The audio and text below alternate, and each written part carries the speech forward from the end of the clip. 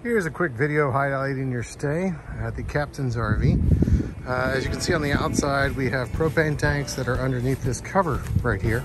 If you pick up the cover, you will discover two 20-pound tanks. They even have a gauge on there, but to turn them on, you turn them counterclockwise.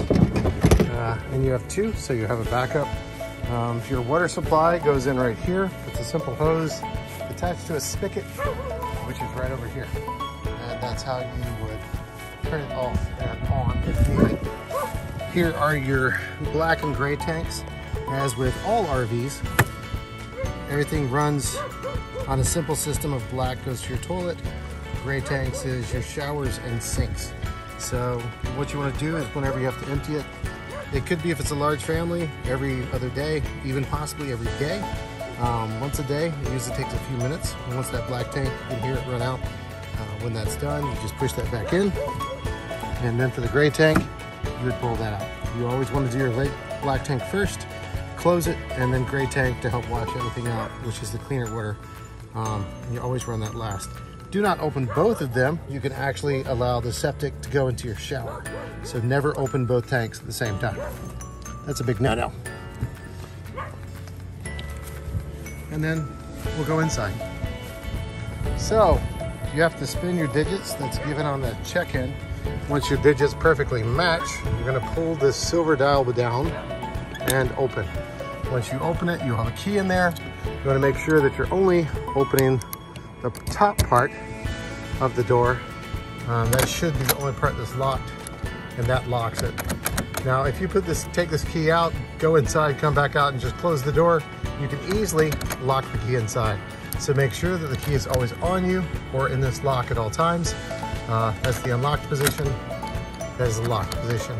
Highly recommend not to use this key on the bottom. People break it all the time because it's a much more difficult lock. But when you're inside, if you want to use the deadbolt, you flip this and that does lock the deadbolt from the inside and outside. You can use it there, but I would not recommend using it on the outside. When you come inside, your AC system is immediately to your right. And here it's currently set, the right side is your fan. How fast you want it, you can have it on where it's on all the time, or auto, it only comes on when the AC comes on. Over here it's set to cool. And right now the temperature is set right around 74 degrees. We do have a TV. It is a smart TV, Roku, like you see at Walmart. That does connect to the park Wi-Fi, which you'll see in the house manual.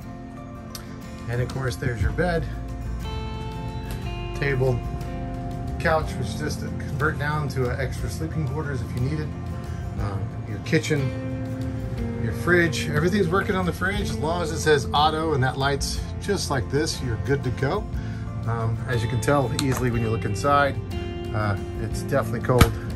And this is powered off both gas and electric. Gas is actually most efficient. If you want to understand how to light the stove, we always leave a lighter here. And what you're going to do is turn the eye you want on.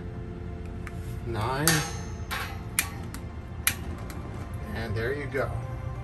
That's how this works, very simply. Of course, you got to make sure your propane tanks are on for that to work.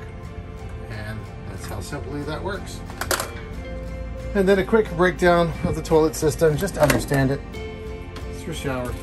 And of course, this RV does not have hot water in it. The shower does work, just no hot water.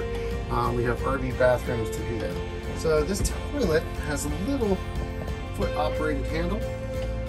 As you can see, if you want water to fill up the toilet, you go a little bit down, and it starts adding water. And if you ever want to flush it, you actually just push it all the way. And you always want to try to leave a little bit of water at the bottom. It helps it smell much better to you. And that's the simple operations of how to work your RV. And if you ever have any power issues, what we do is a fuse box here. You can always check your breakers. Sometimes people run way too much power in a little 30 amp RV. So these breakers are currently all flipped on. If any go to off, just flip them all back to on. And that's pretty simple. Have any questions? Feel free to text me. Oh, final thing. Do not touch any of these buttons.